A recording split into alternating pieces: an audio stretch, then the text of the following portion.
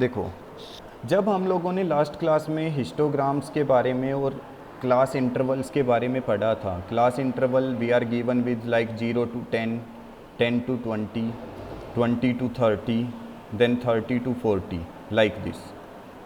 Then we can find the class mark. हम लोग class mark find out कर सकते हैं, and we can find the class mark by using the formula upper limit plus lower limit divided by 2.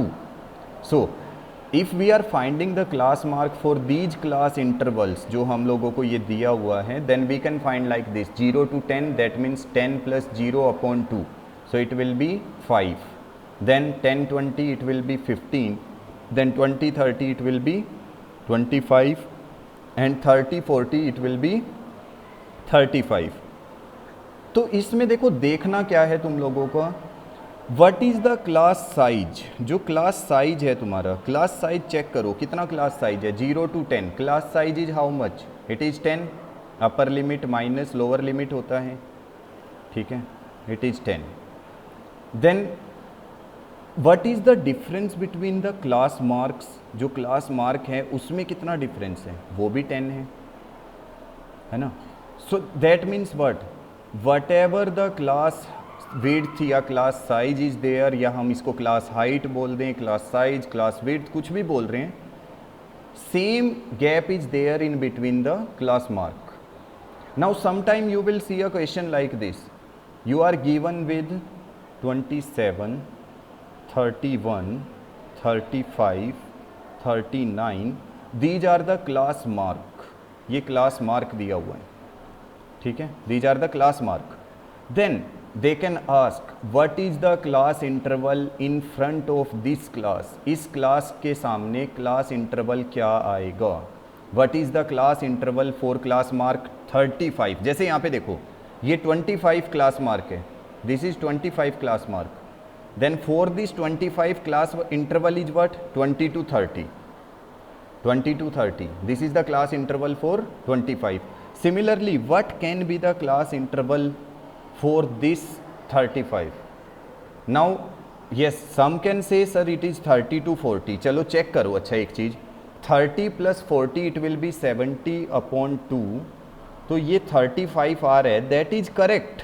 लेकिन मैंने अभी एक चीज़ बताई, what is the class width for this one, इसका क्लास विड्थ कितना है, 10. But is it the difference between class mark, क्या ये 10 का डिफरेंस आ रहा है क्लास मार्क में, नो. क्लास मार्क में तो 4 का ही डिफरेंस है, that means what, it is not correct. ये वाला 30 to 40 जो है बेटा, इसका इंटरवल नहीं है. ऐसे ही अगर मान लो, ऐसे तो कोई बच्चा ये भी बता सकता था कि सर 28 to 42 ले लो, 28 to 42, तो इस 28 to 42 में भी क्या होगा, 28 plus 42 अगर हम करेंगे then it will be 70 and divided by 2, ये भी 35 आएगा. तो सर क्या ये आंसर होना चाहिए, ये भी नहीं होगा, because again the gap is 10 and here the gap is 4. इसका ध्यान रखना है ना कि गैप 4 आना चाहिए. That means our lower limit और अपर लिमिट, जो हमारी यहाँ पे क्लास इंटरवल में दो चीज़ें होती हैं, one is lower limit, one is upper limit. Then the difference between the lower limit and the upper limit should be how much, it should be 4. 4 का डिफरेंस होना चाहिए ना. So what we can do, हम क्या कर सकते हैं ऐसे केस में, मैं कहता हूं लोअर लिमिट को x एज्यूम कर लो. I am saying this one, lower limit क्या एज्यूम किया, x. अपर लिमिट को x plus 4 एज्यूम कर लो. देख लो, lower limit is x and upper limit is x plus 4. क्या इन दोनों में 4 का डिफरेंस है. सो that means what, this is the class interval. ये बन रहा है, बस हमें x की वैल्यू फाइंड आउट करनी पड़ेगी. अब कैसे करेंगे, नाउ इफ आई से लोअर लिमिट, अभी देखो मैंने ऊपर लिखा हुआ है what is the formula to find class mark, it is lower limit plus upper limit divided by 2, ठीक है. तो मैं वही यूज कर रहा हूँ यहाँ पे. देखो, what is my lower limit, that is x, what is my upper limit, x plus 4 and divided by 2. जब मैं इसको डिवाइड करूंगा 2 से, what I will be getting, 35. हाँ, ये माइनस नहीं है, ठीक है, इसको माइनस एज्यूम मत कर लेना, ये माइनस नहीं है, ये क्या है, x से x plus 4 तक, जैसे हम इंटरवल लिखते हैं ना 20 to 30, ठीक है, तो वो वाला रिप्रेजेंट कर रहा है, साइन को रिप्रेजेंट कर रहा है ये.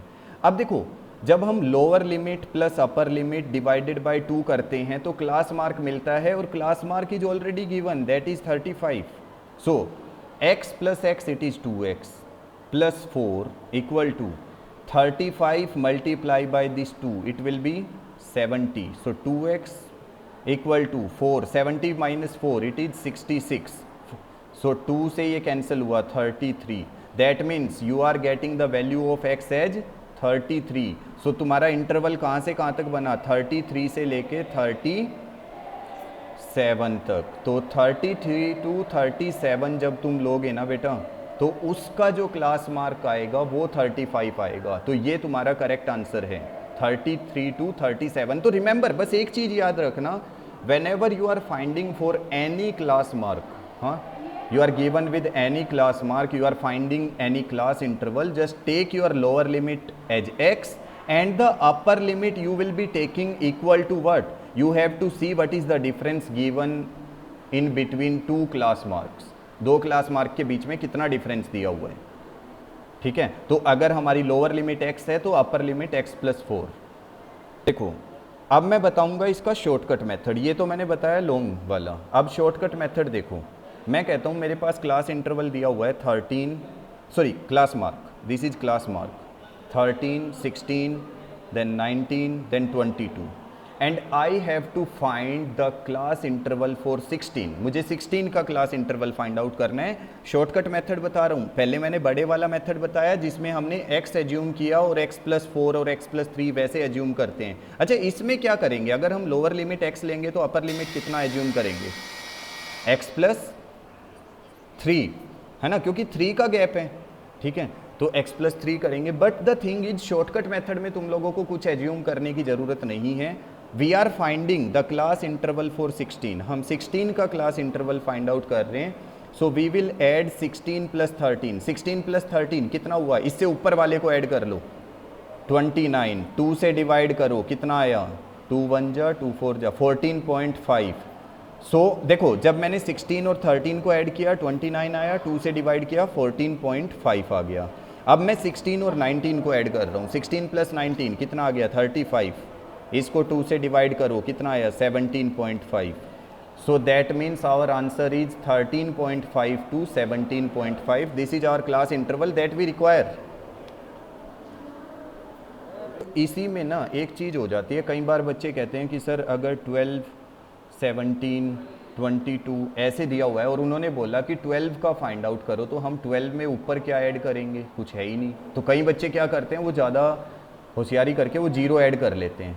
ऐसे नहीं करना है, 0 ऐड नहीं करना है. तुम लोग क्या करो, देखो 12 के लिए तुम ऊपर वाला कुछ नहीं है, लेकिन इस 17 के लिए तो फाइंड आउट कर सकते हो ना.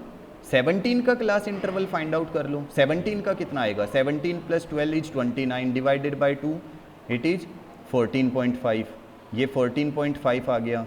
Then 17 plus 22 it is 7 plus 2 9, 2 plus 1 3 divided by 2, 2 1 जा 2 9 जा 19.5. कितने का डिफरेंस है इसमें, 14.5 और 19.5. The difference is 5 units. So that means what, 12 के लिए जो फाइंड आउट करूंगा मैं, अगर ये वाला 14.5 टू 19.5 है तो 12 वाला क्या होगा, यहाँ पे अपर लिमिट 14.5 बनेगी और लोअर लिमिट कितना बन जाएगा, 9.5. क्योंकि 5 का डिफरेंस रखना है ना, तो 12 का भी फाइंड आउट हो गया. समझ आ रहा है, 17 से हमने 12 का भी फाइंड आउट कर लिया.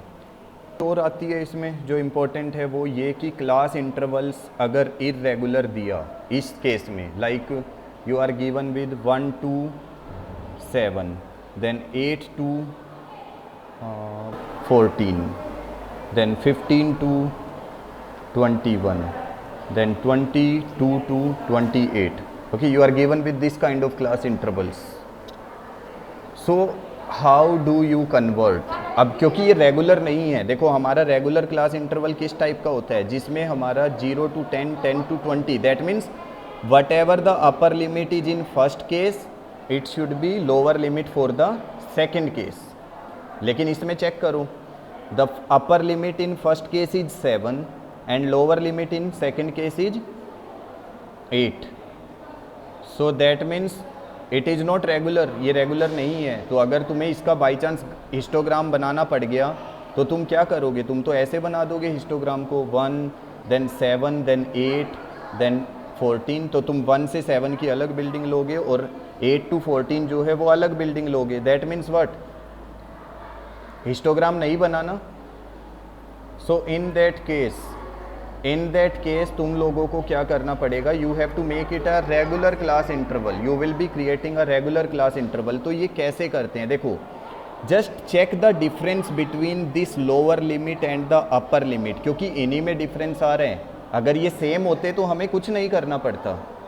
अगर ये ऐसे होता ना 1 to 7 एंड देन 7 to 13, तो इसमें हमें कुछ नहीं करना पड़ता, तब ये रेगुलर हो जाता।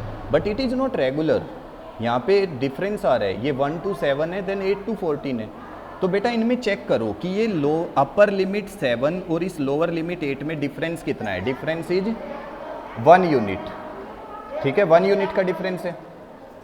सो इसका मतलब क्या है, डिफरेंस काउंट आउट कर लिया। अब इस डिफरेंस को 2 से डिवाइड कर दो, जो भी डिफरेंस होता है ना उसको 2 से डिवाइड करो। सो 1 divided by 2 you will get 0.5।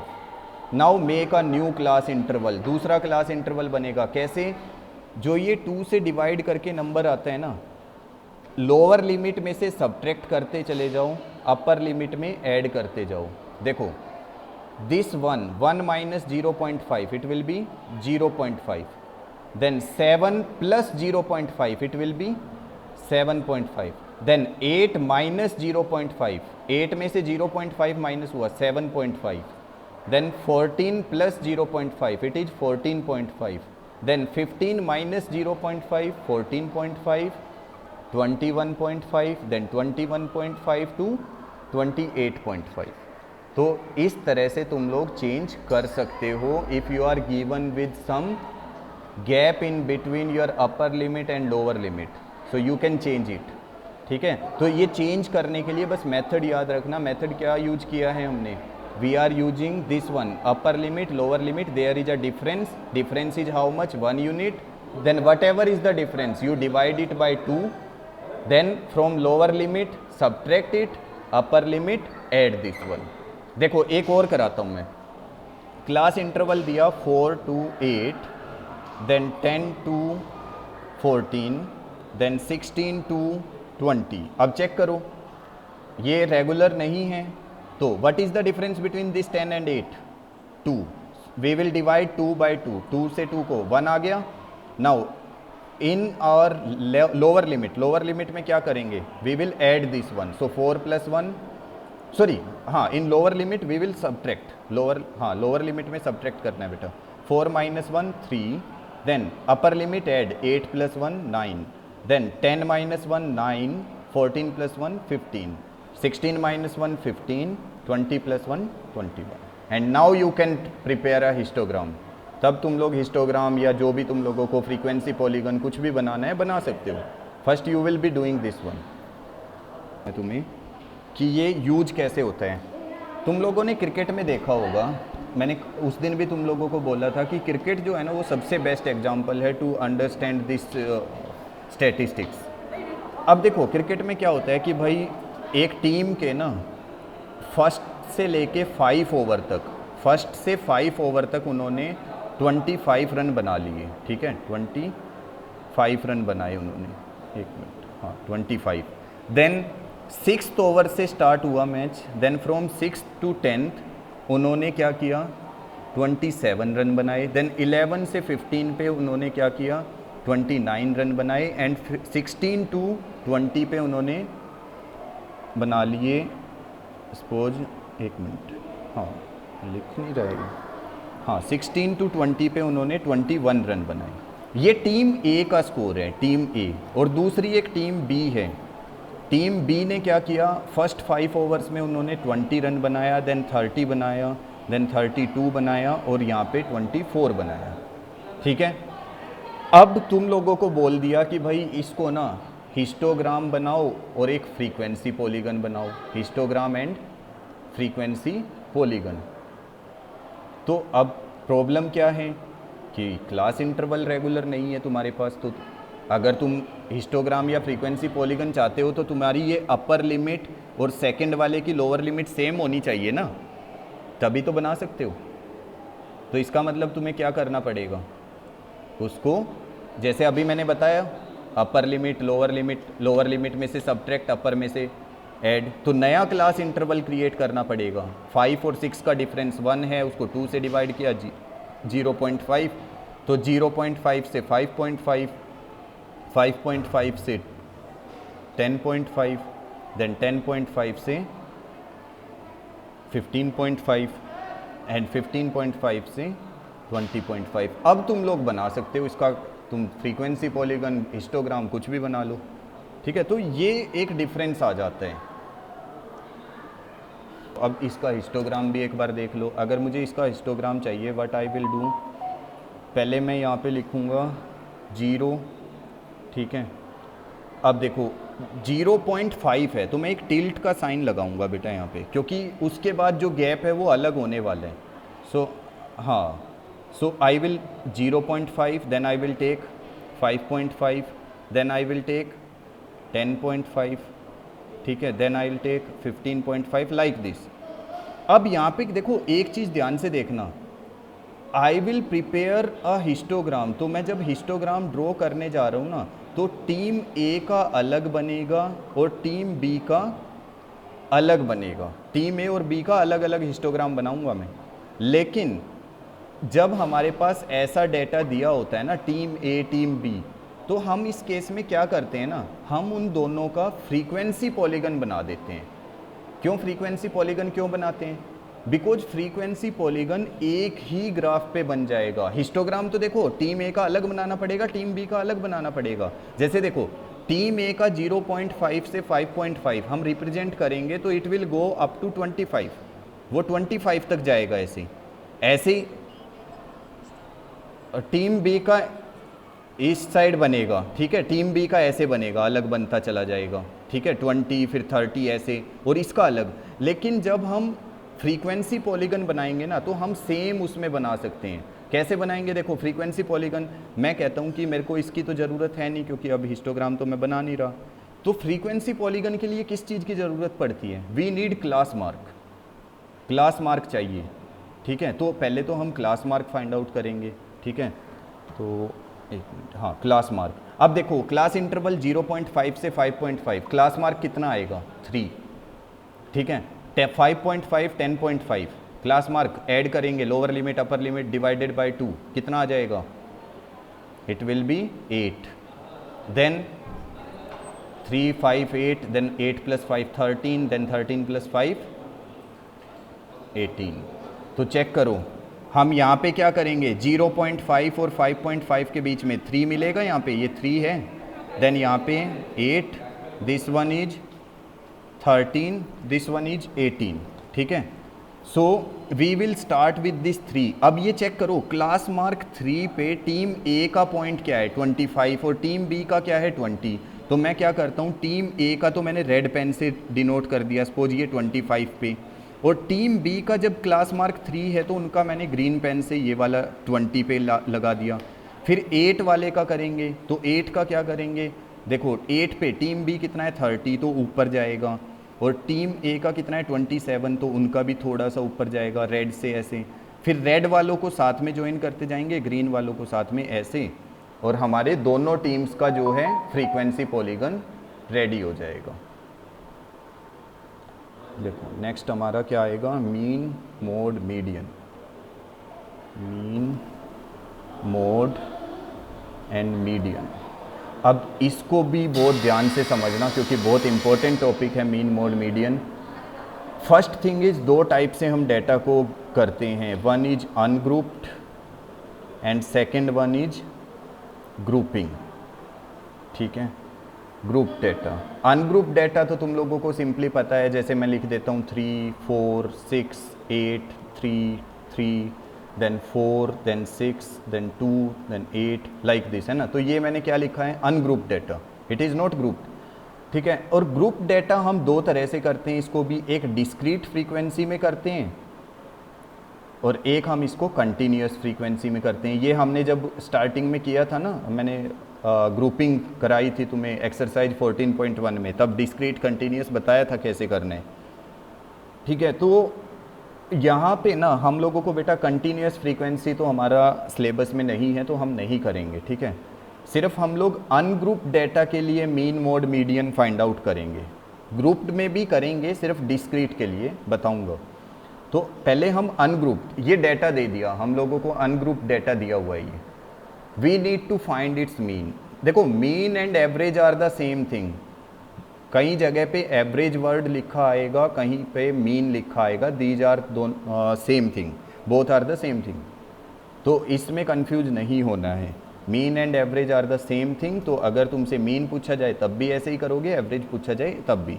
You will use a formula, mean equal to sum of observations, हाँ, अपॉन नंबर ऑफ ऑब्जर्वेशंस,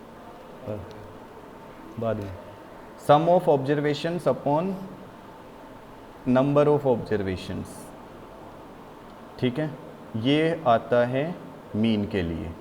तो सम ऑफ ऑब्जर्वेशन मीन्स तुम्हारे पास कुछ ऑब्जर्वेशन देख लो, ये अनग्रुप डेटा है, कुछ ऑब्जर्वेशंस हैं कि 3 मार्क्स आए, 4 मार्क्स आए, 6 आए, मीन फाइंड आउट करना है, तो इनका सम करेंगे, इन सबको ऐड करेंगे। देखो कैसे, 3 + 4 7, 7 + 6 13, 13 + 8 21, 21 + 3 24, 24 + 3 27, 27 + 4 31, 31 + 6 37, then 39, then 39 + 8 47.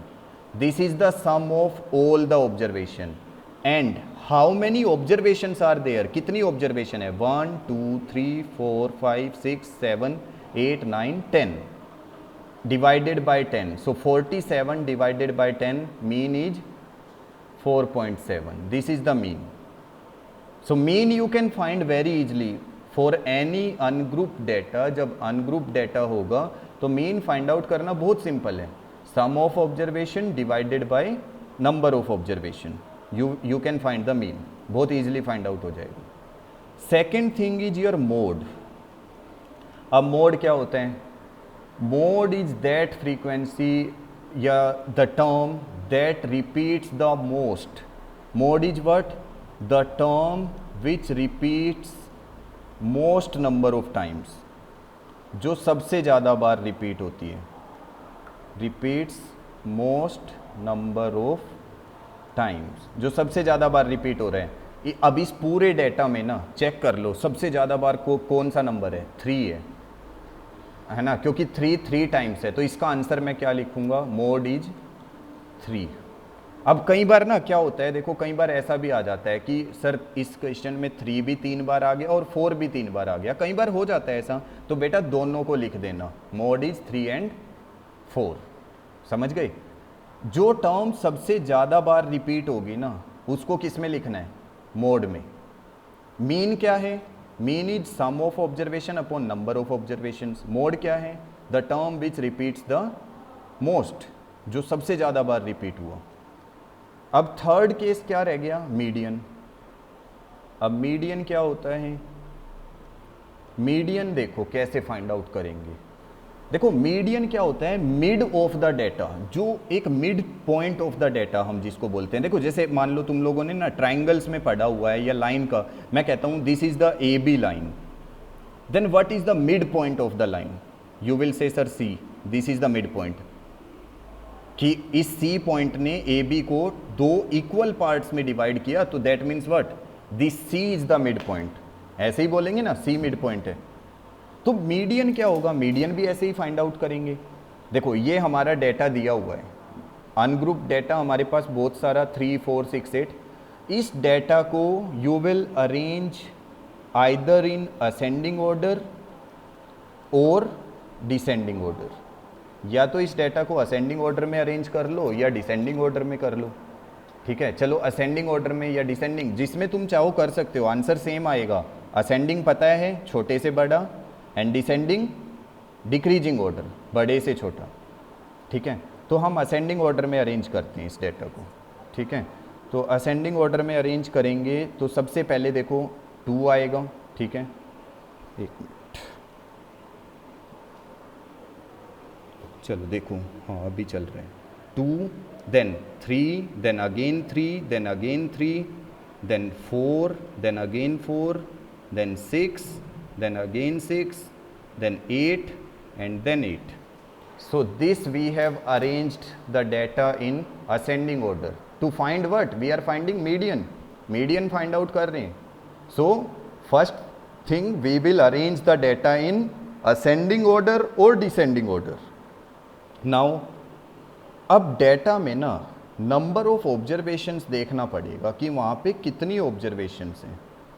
अब ऑब्जर्वेशन इस वाले डेटा में हमारे पास है 10. अब मीडियन में ना बेटा दो चीज़ें बहुत इंपॉर्टेंट हो जाती है. जब मीडियन की बात करेंगे तो ये नंबर ऑफ ऑब्जर्वेशन बहुत इंपॉर्टेंट है. नंबर ऑफ ऑब्जर्वेशन 10 हो सकती है, 11, 12 कितना भी हो सकता है, लेकिन या तो वो इवन नंबर होगा या ओड नंबर होगा. जो तुम्हारी नंबर ऑफ ऑब्जर्वेशन तुम काउंट करके तुम्हारा आंसर आएगा ना 10 या 11 या 12, either it will be a even number और अ ओड नंबर. या तो इवन आएगा या ओड आएगा. तो मीडियन के लिए हम दो अलग अलग फॉर्मूले यूज करते हैं. ठीक है, मीडियन के लिए दो अलग अलग फॉर्मूले यूज करते हैं. इवन नंबर के लिए अलग करेंगे, ओड नंबर के लिए अलग करेंगे. देखो कैसे. फॉर इवन, जब नंबर ऑफ ऑब्जर्वेशन, अगर हमारा नंबर n क्या है? Number of observation. अगर ये इवन आ जाता है, जैसे ये 10 आया, 12 आया, तो मीडियन के लिए फॉर्मूला क्या यूज करेंगे? It is n upon 2th term plus n upon 2 plus 1th term upon 2.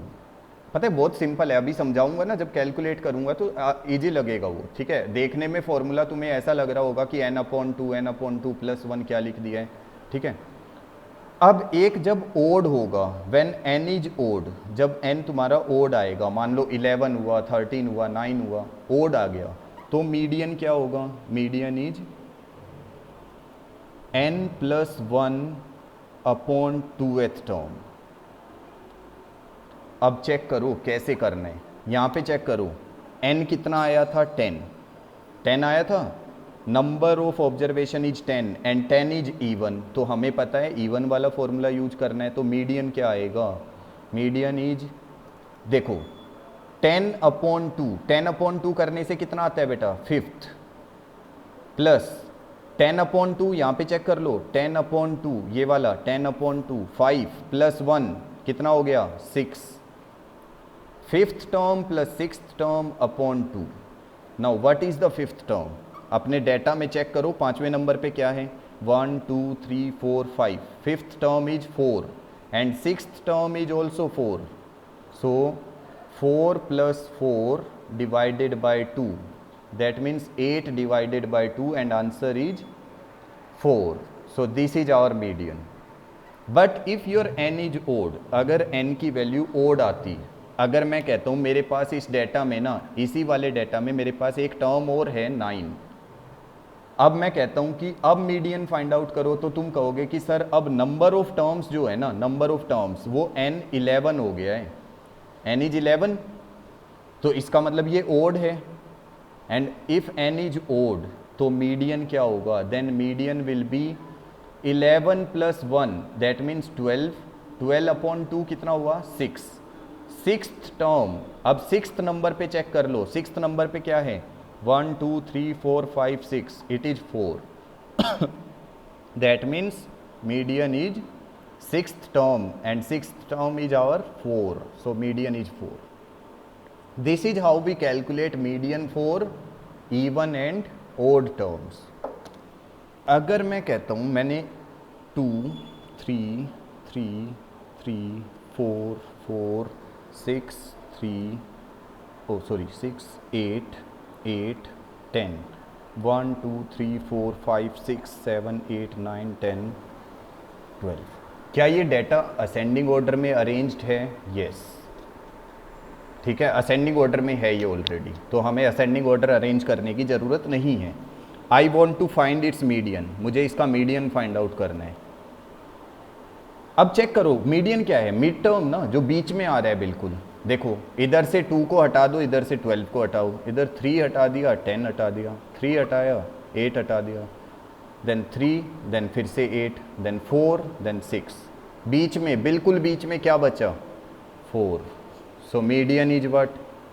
4. और यही चीज अगर मैं फॉर्मूला यूज करके फाइंड आउट करता, अगर देखो n कितना है, कितनी टर्म्स है यहाँ पे total? 11 terms. So 11 is a odd, it's odd number. So median will be what? Median will be n plus 1 upon 2th term. ठीक है, अब चेक करो n plus 1 that means 11, 11 plus 1 12, 12 divided by 2 it's 6th term. And what is the 6th term? यहाँ पे 6th term check करो, 1 2 3 4 5 6. This is our median. ये median आ गया 4. ठीक है, अब लेकिन चेक करो दूसरा डेटा. ठीक है, ये तो हो गया हमारा जब मीडियन 4 आया, हमने फॉर्मूले से किया और एक बार कैंसिल आउट करते हुए किया. लेकिन कई बार क्या होता है, डेटा दिया 3 6 7 7 8 8 8 9 9 11 1 2 3 4 5 6 7 8 9 10. Now just check one thing. This data is already arranged in ascending order. Ascending order में arranged है. That means what? First thing we will be looking कि कैंसिलेशन से चेक करूँगा मैं, तो मीडियन कैंसिलेशन से फाइंड आउट करना चाहता हूँ. 3 cancel, 11 cancel, 6 cancel, 9 cancel, 7 cancel, 9 cancel, 7 cancel, 8 cancel. लेकिन अब चेक करो, अगर मैंने ये 8 कैंसिल कर दिया तो इसके साथ ये वाला भी कैंसिल हो जाएगा, तो इसका मतलब मीडियन 0 थोड़ी ना आएगा. मेरे पास 2 मिड टर्म बच रही हैं, 2 मिड टर्म्स आर देयर. तो मैं क्या करूँगा, I will add 8 + 8 and I will divide by 2. Then कितना आएगा? 8 + 8 16 डिवाइडेड बाई 2 इट्स 8 आ गया. That means the median is 8. जो बीच में 2 टर्म बच जाएंगी ना, जब इवन नंबर ऑफ टर्म्स होंगी तुम्हारे पास, व्हेन n इज इवन, तो बीच में जो 2 टर्म बचेंगी उन दोनों को ऐड करके 2 से डिवाइड कर दो. अब चेक करो, अगर फॉर्मूले से फाइंड आउट करेंगे, n कितना है? 10. सो median is what? When n is even, जब n इवन है, it is n/2 plus n/2 plus 1th term upon 2. तो चेक करो, 10/2, 10/2 it is 5. That means 5th term plus 10/2 5 plus 1 6th term upon 2. अब check करो, this is your first term, second term, third term, fourth term, 5 and 6. 5th term is 8, 6th term is 8 divided by 2, that means 16/2, and the answer is 8. You are getting the same answer, but the thing is you can find the answer by using this formula very easily. अब एक important चीज़ ये भी आ जाती है कि ये तो अब तक हमने अनग्रुप डेटा के लिए सीखा. अगर हमारा अनग्रुप डेटा था तो हमने उसका मीन कैसे फाइंड आउट करना है, मोड कैसे फाइंड आउट करना है, और मीडियन कैसे करना है. और कई बार क्या होगा ना, तुम लोगों को ग्रुप डेटा दे देंगे. ग्रुप डेटा में भी डिस्क्रीट वाले की बात करूँगा मैं. कैसा देंगे वो, इस तरह से कि एक क्लास में टेस्ट हुआ और 13 मार्क्स जो हैं 13 मार्क्स कितने स्टूडेंट्स के आए, नंबर ऑफ स्टूडेंट्स लिखेंगे. ठीक है, 13 मार्क्स आए 4 स्टूडेंट्स के, 14 मार्क्स आए 5 स्टूडेंट्स के, 15 मार्क्स आए 6 स्टूडेंट्स के, 16 marks 2 students, 17 marks 3 students. Then find its mean, इसका मीन फाइंड आउट करना है. तो हम क्या करते हैं बेटा, इस केस में एक चीज़ को हम xi ले लेते हैं. xi मीन्स x से डिनोट कर सकते हो तुम. ठीक है, i just you can leave, and this one you can take f. ये तो फ्रीक्वेंसी होता ही है, तुम लोगों को पता है, ये स्टार्टिंग से कर रहे हो. 13 मार्क्स 4 स्टूडेंट्स के हैं, 14 5 के हैं, 15 6 स्टूडेंट्स के. तो मीन कैसे फाइंड आउट करेंगे? मीन फाइंड आउट करते हैं ऐसे केस में when you are given with this kind of discrete frequencies. तो इसका फॉर्मूला होता है xi. ठीक है, xi और मल्टीप्लाई कर लो fi से. मीन्स जो भी तुम्हारा यहाँ पे है ना, इस x और f को मल्टीप्लाई कर लो. देख लो, ये x f मल्टीप्लाई 13 4 जाओ. हाँ, see. So what you will be doing, you will multiply these things. 13 × 4, जैसे देखो मैंने बोला ना xi और fi को मल्टीप्लाई करना है, तो 13 × 4 52, 14 5 जा 70, 15 6 जा 90, 16 2 जा 32, 17 3 जा 51। समझ आ रहा है? मल्टीप्लाई कर देना है सबको। Then take the sum of this one, sum of your x into F, X और एफ को जो ये मल्टीप्लाई करके लिखा है ना, इसका सम कर लो। 2 + 2 4 + 1 5, देन 7 + 5 12, 12 + 9 21 + 3 24 + 5 29।